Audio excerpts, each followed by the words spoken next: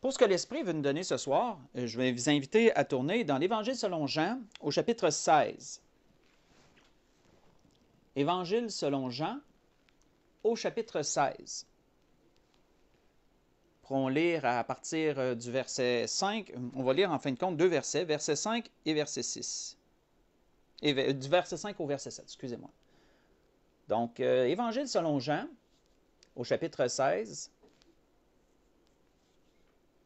On va lire du verset 5 au verset 7.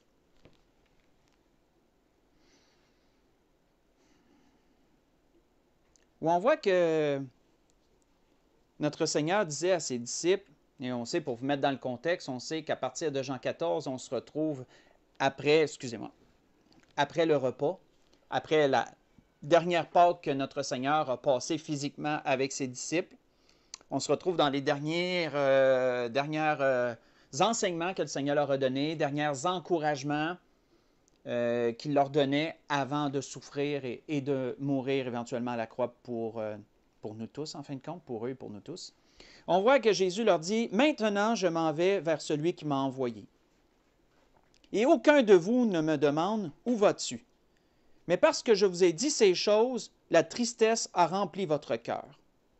Cependant, je vous dis la vérité, il vous est avantageux que je m'en aille, car si je ne m'en vais pas, le Consolateur ne viendra pas vers vous.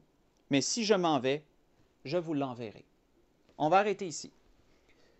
Nous voyons, frères et sœurs, que depuis la première confession que Pierre a faite, qu'on voit dans, pas besoin d'y tourner, mais dans l'Évangile selon Matthieu, chapitre 16, depuis cette première grande confession que le Seigneur a faite, et même cette révélation qu'on pourrait dire que Dieu lui-même lui a accordée, on voit que le Seigneur, à partir de ce moment-là, quand on étudie les Écritures, a commencé à parler à ses disciples de sa mort à venir.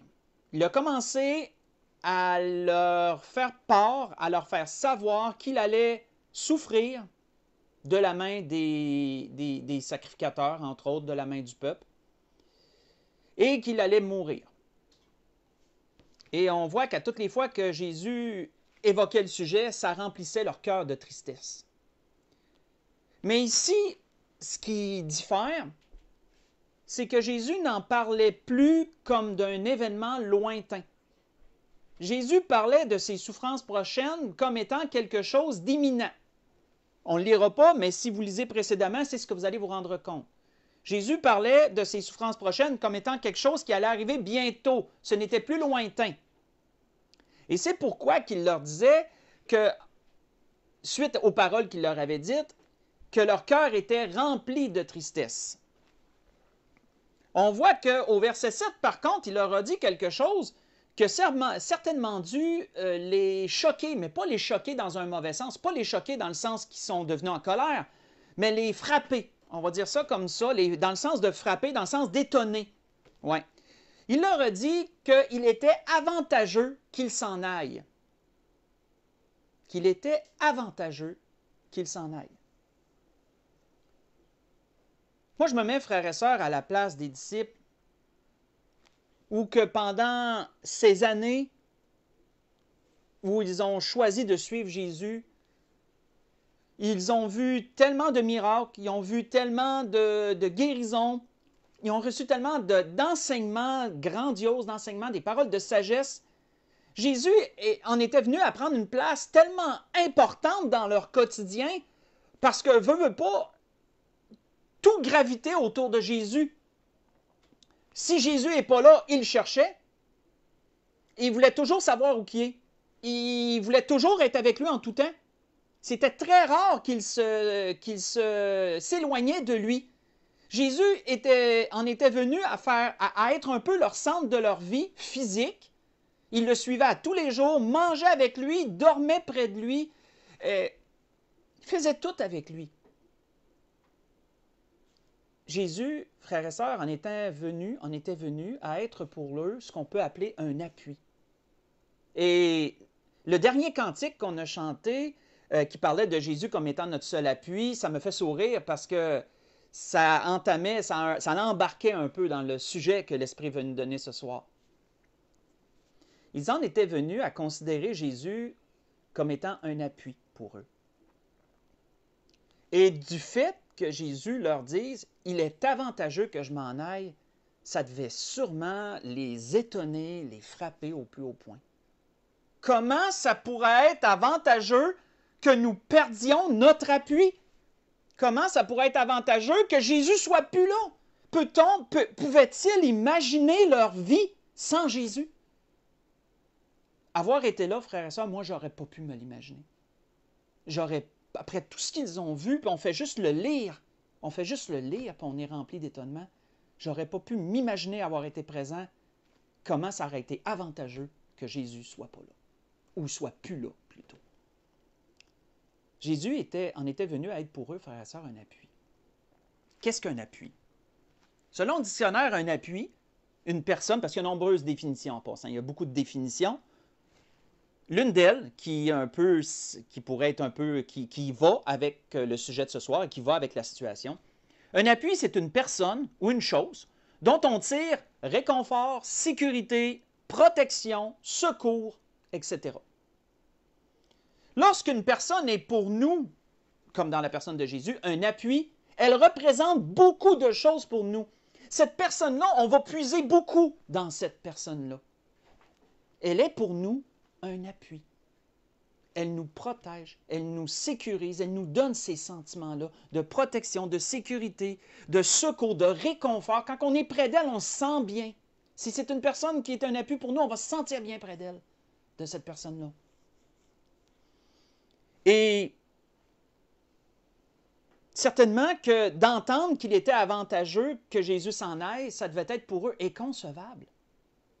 Parce que le vide que Jésus allait laisser, allait-il pouvoir le combler? Comment ce vide serait-il comblé et comblable, on pourrait même dire? Comment cela pourrait être un avantage? Inimaginable.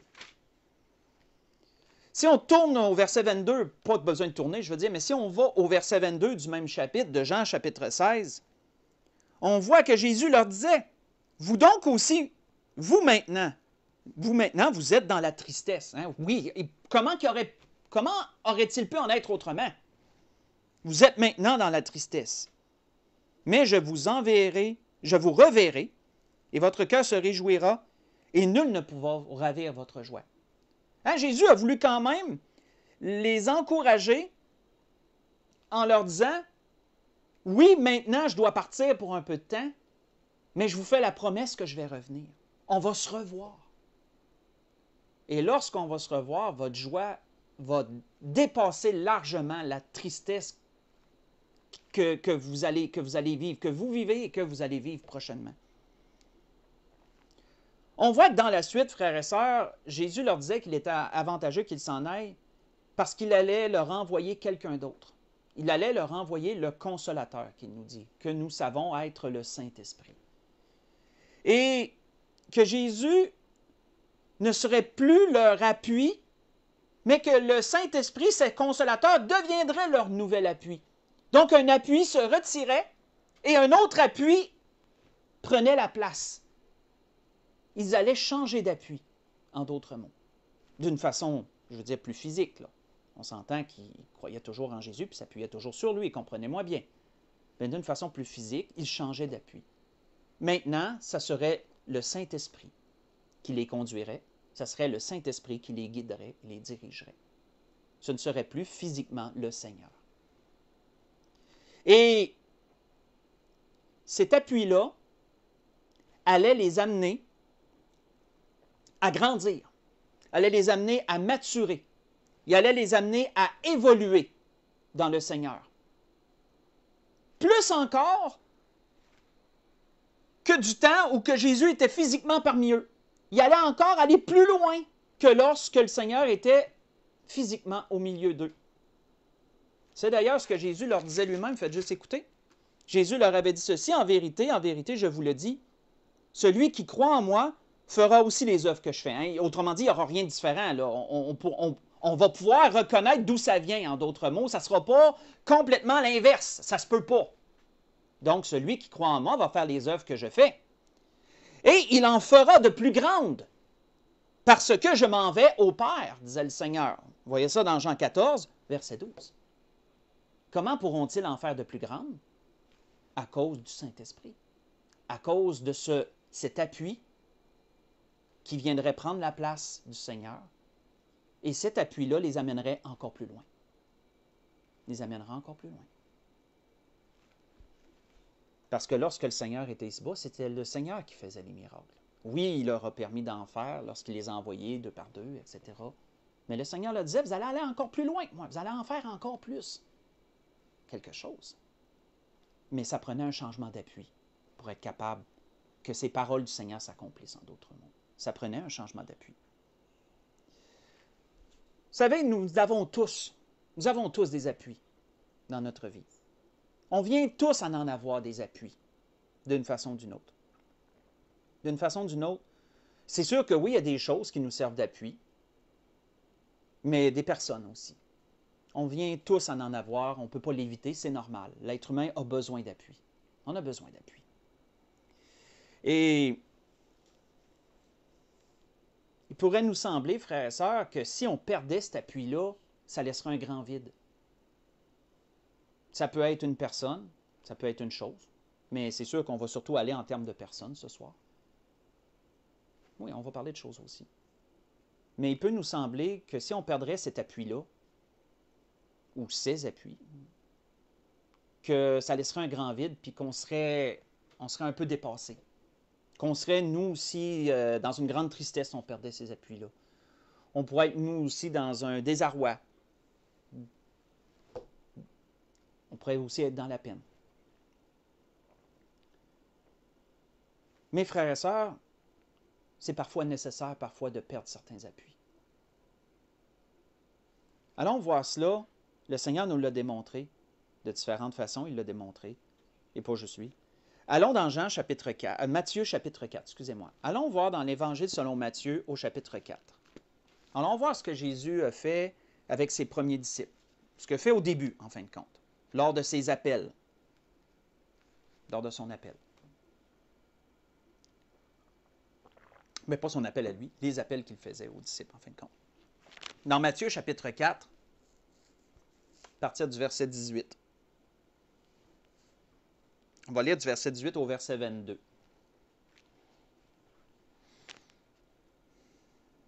On voit qu'il nous est dit, en parlant de Jésus toujours, « Comme il marchait le long de la mer de Galilée, il vit 2 frères, Simon appelé Pierre et André, son frère, qui jetaient un filet dans la mer, car ils étaient pêcheurs.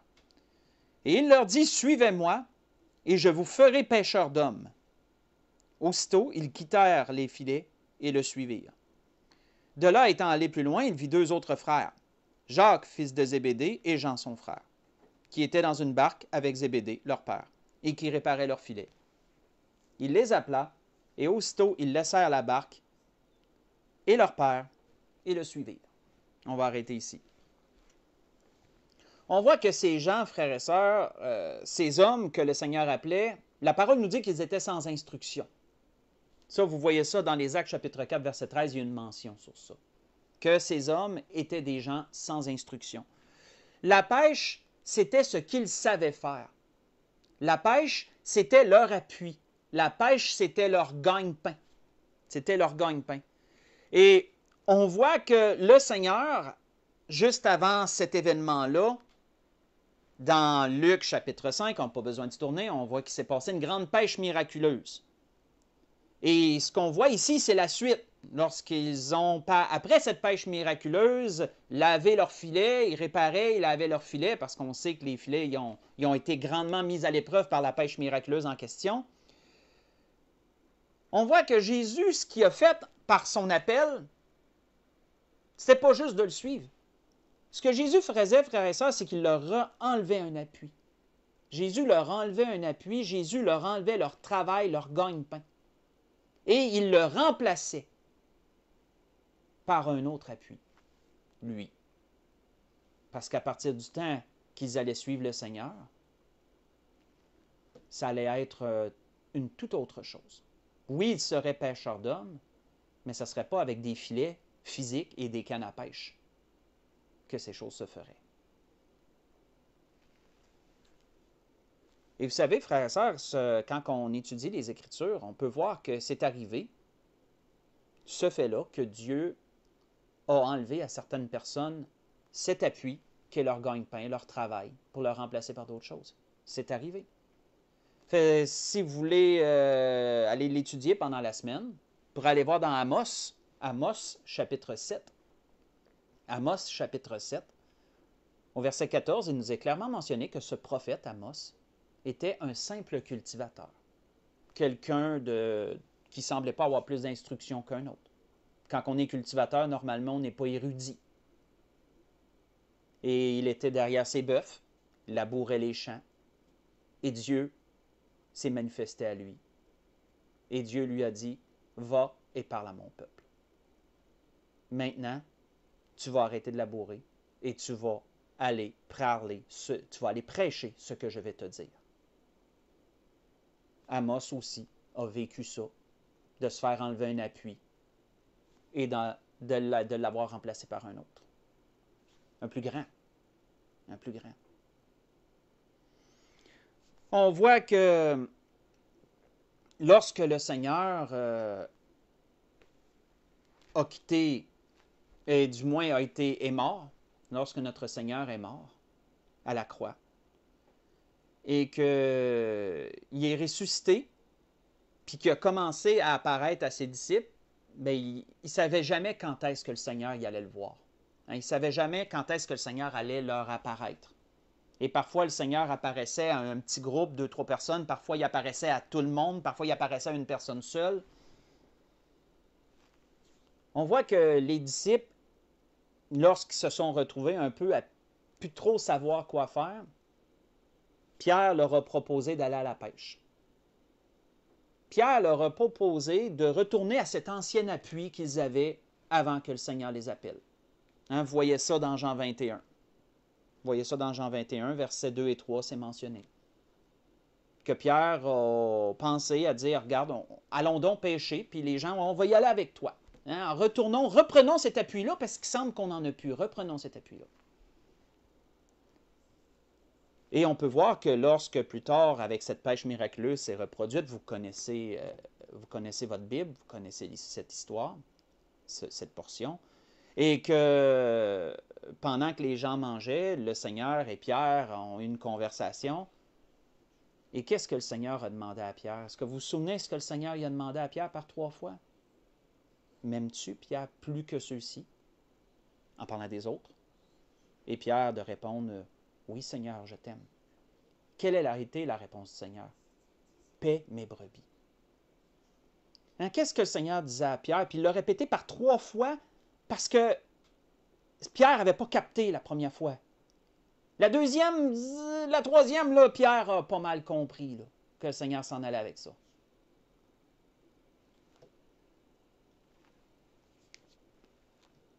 Frères et sœurs, le Seigneur a dû répéter 3 fois à Pierre, paie mes agneaux, paie mes brebis, pour lui montrer, entre autres choses, que cet appui-là, il devait l'oublier. Cet appui-là de la pêche, son métier, son ancien métier, là, il devait l'oublier. Maintenant, il avait reçu un autre appui, un autre rôle. Il était maintenant pêcheur d'hommes. Et là, ça allait vraiment prendre tout son sens. Parce que là, le Seigneur allait partir. Et le Seigneur lui disait, paie mes brebis. C'est ça maintenant ton appui. C'est ça maintenant ton rôle. C'est ça maintenant qu'il faut que tu fasses.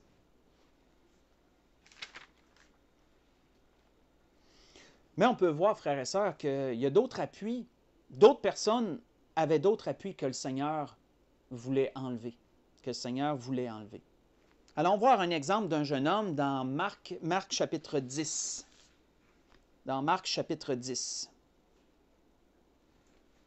À partir du verset 17, vous allez vous y reconnaître.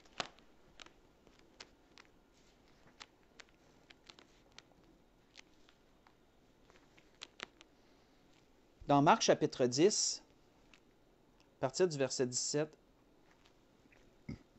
c'est dit, comme Jésus se mettait en chemin, un homme accourut et se jetant à genoux devant lui, Bon maître, lui demanda-t-il, que dois-je faire pour hériter de la vie éternelle? Et Jésus lui dit, pourquoi m'appelles-tu bon? Il n'y a de bon que Dieu seul. Tu connais les commandements.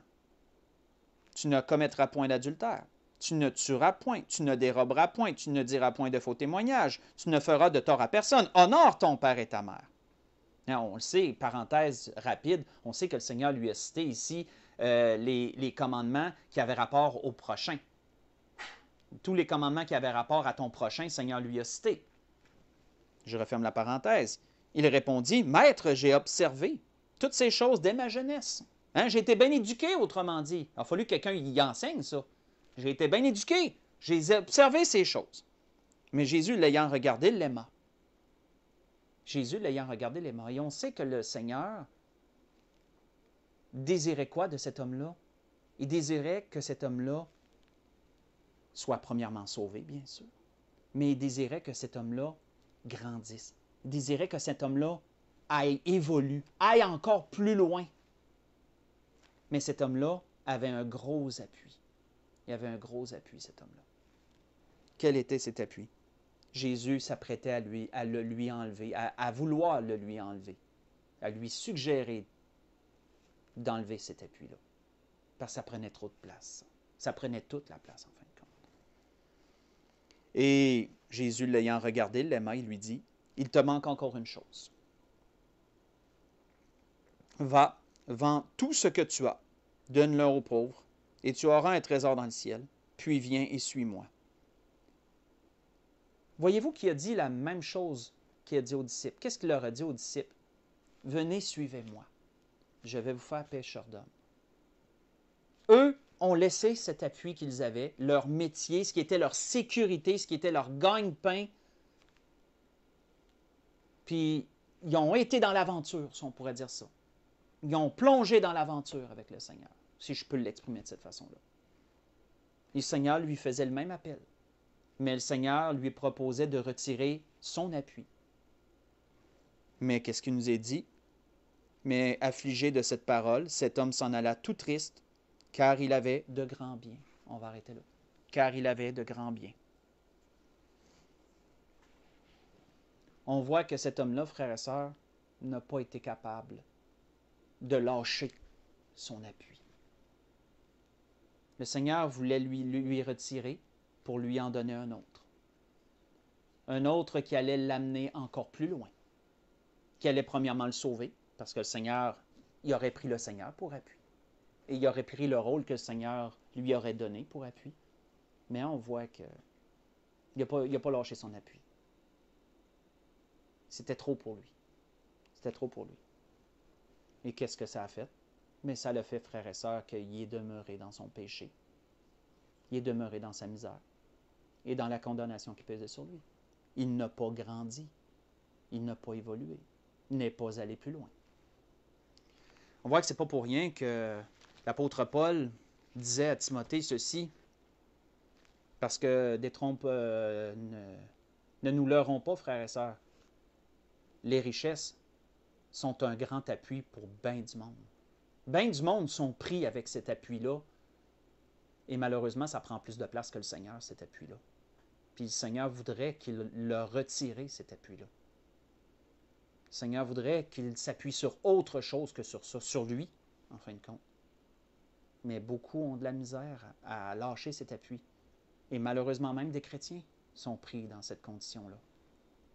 On voit que ce n'est pas pour rien que l'apôtre Paul disait ceci à Timothée. « Recommande aux riches du présent siècle de ne pas être orgueilleux et de ne pas mettre leur espérance dans les richesses incertaines, mais de la mettre en Dieu. » Qu'est-ce que l'apôtre Paul dit à Timothée?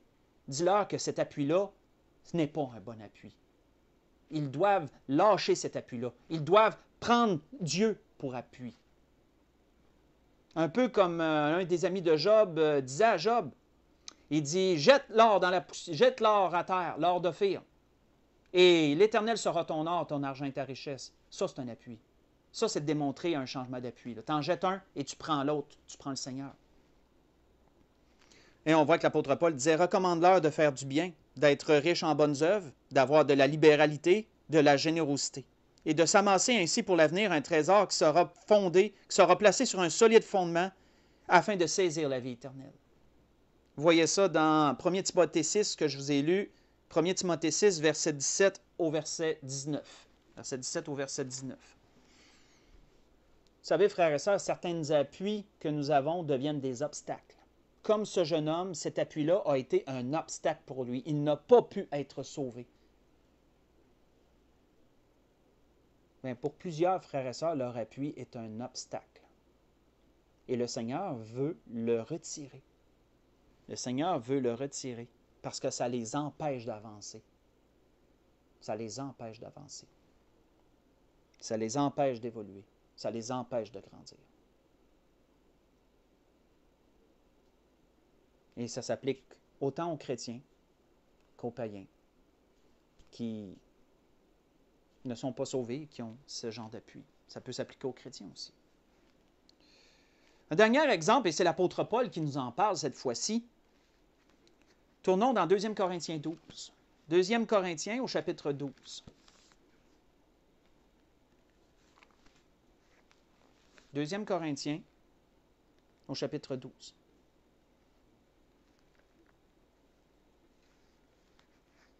Là, on a vu un exemple d'appui à propos des apôtres qui était leur travail, qui était leur métier. C'est sécurisant d'avoir un métier, c'est sécurisant d'avoir une routine, de savoir qu'est-ce que tu vas faire, puis d'avoir de l'argent qui rentre et tout. Mais que là, que le Seigneur, l'aventure dans laquelle le Seigneur les appelait, que tu ne sauras pas de quoi est fait le lendemain, que tu ne sauras pas où tu vas dormir, que tu vas toujours être sur la route, c'était quelque chose. C'est quelque chose. C'était un acte de foi de lâcher cet appui-là qu'ils avaient. Mais ils l'ont fait. Ils l'ont fait. On a vu que le jeune homme, son appui, lui, c'était son argent, c'était ses richesses. Puis lui, il n'a pas été capable de le faire. L'apôtre Paul va nous parler d'un autre appui. Ça a été très difficile pour lui de le perdre. On voit que dans 2 Corinthiens 12, à partir du verset 7, il nous a dit « Pour que je ne sois pas enflé d'orgueil, disait Paul, à cause de l'excellence de ses révélations, des révélations, autrement dit, qu'il avait reçues. On pouvait le voir précédemment si vous désirez le lire pendant la semaine. Il m'a été mis une écharpe dans la chair, un ange de Satan pour me souffleter et m'empêcher de m'enorgueillir. Vous savez, quand vous avez une écharpe dans la chair, ça fait mal, ça peut faire mal. C'est désagréable. Vous le sentez, c'est toujours là. Tant que vous ne l'enlevez pas. Hein? Puis quand on en a une, puis dès qu'on touche à l'endroit où que notre écharpe allait, puis dépendant de sa grosseur et de sa profondeur, on peut le sentir assez vite. Puis c'est quoi notre premier réflexe? C'est d'aller chercher tout de suite les pinces à cils, puis de s'appliquer ou demander à quelqu'un, là, puis d'arracher cette écharpe-là pour que ça fasse plus mal lorsqu'on touche. Puis pour pas que ça s'infecte. L'apôtre Paul disait qu'il avait reçu une écharpe dans la chair. Il dit 3 fois, j'ai prié le Seigneur de l'éloigner de moi.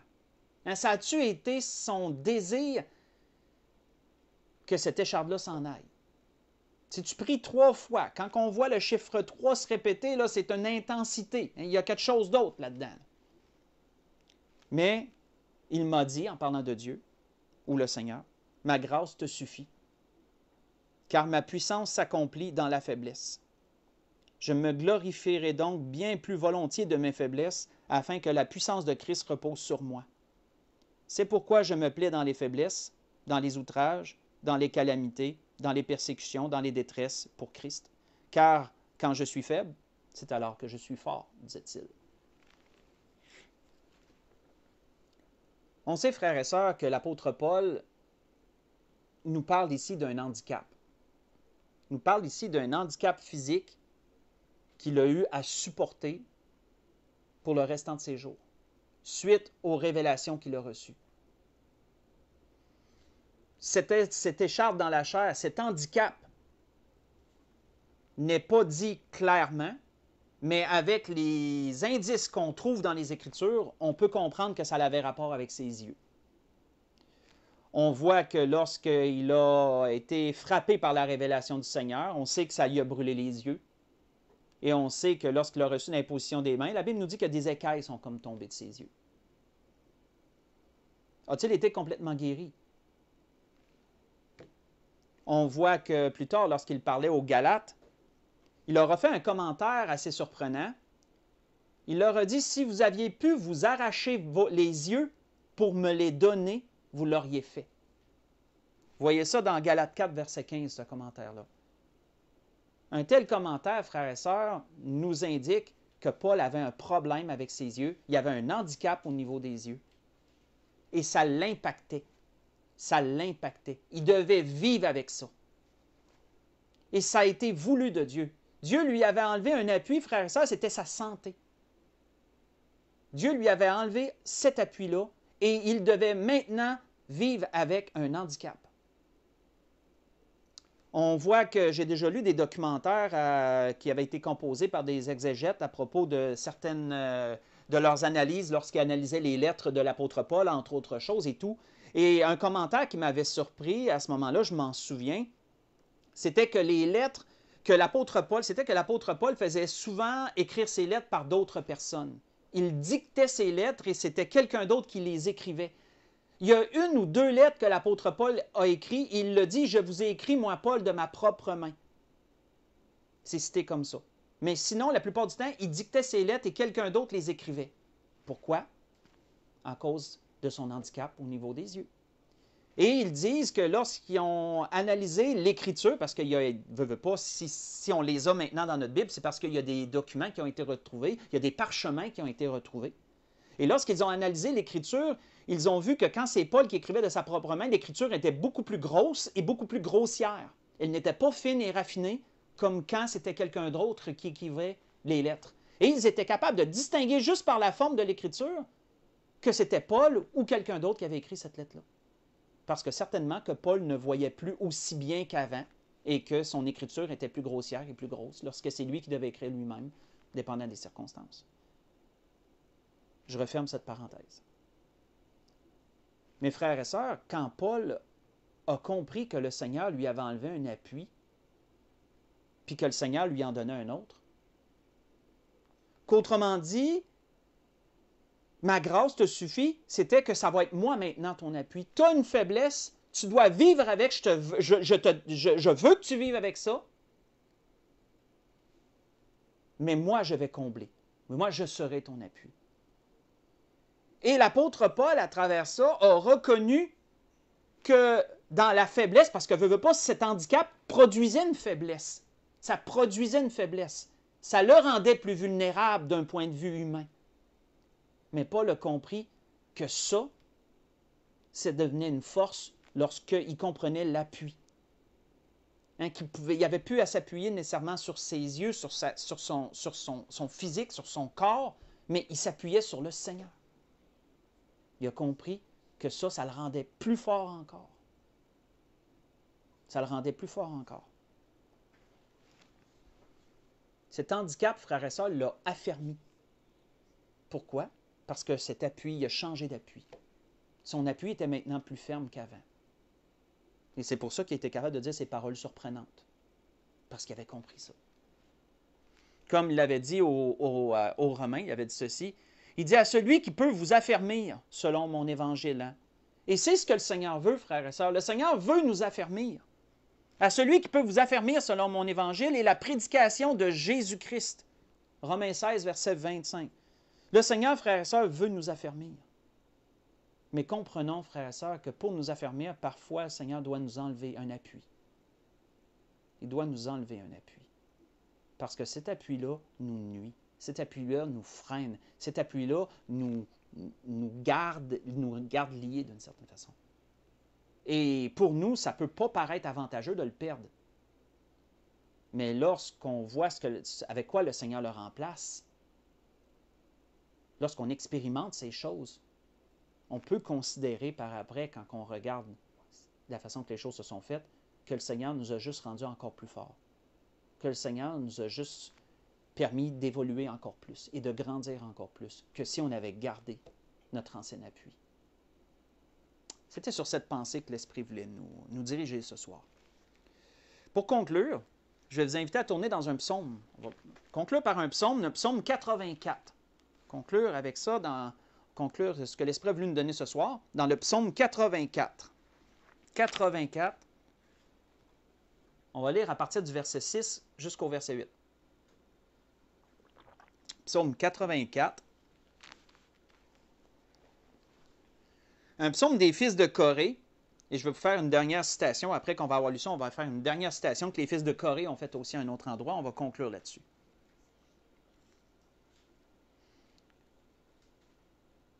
On voit que les fils de Corée disaient dans le psaume 84, débutant au verset 6, « Heureux ceux qui placent en toi, en parlant de Dieu, leur appui. Ils trouvent dans leur cœur des chemins tout tracés. Lorsqu'ils traversent la vallée de Baca, qui veut dire la vallée des pleurs, ils la transforment, en parlant de Dieu, ils la transforment en un lieu plein de sources. Et la pluie la couvre aussi de bénédictions. Leur force augmente pendant la marche, et ils se présentent devant Dieu à Sion. Ils se présentent devant Dieu à Sion. On va arrêter ici. Les fils de Corée de dire à un autre endroit, de dire ceci, « Dieu est pour nous un refuge et un appui, un secours qui ne manque jamais dans la détresse. C'est pourquoi nous sommes sans crainte quand la terre est bouleversée et que les montagnes chancellent au cœur des mers. Quand les flots de la mer mugissent, écument, se soulèvent jusqu'à faire trembler les montagnes. » Ce que je vous ai lu, c'est dans le psaume 46, verset 2 au verset 4. Dieu veut, frères et sœurs, être pour nous un appui. Dieu veut être notre appui. Il veut être notre secours. Il veut nous procurer ce sentiment de protection, de réconfort. Toutes ces choses que nous ressentons lorsque nous avons un appui, Dieu veut nous les faire ressentir. Il veut être pour nous cet appui. La grâce que je nous souhaite à tous, frères et sœurs, si Dieu nous retire un appui, laissons-le agir, laissons-le travailler, ne cherchons pas à le freiner.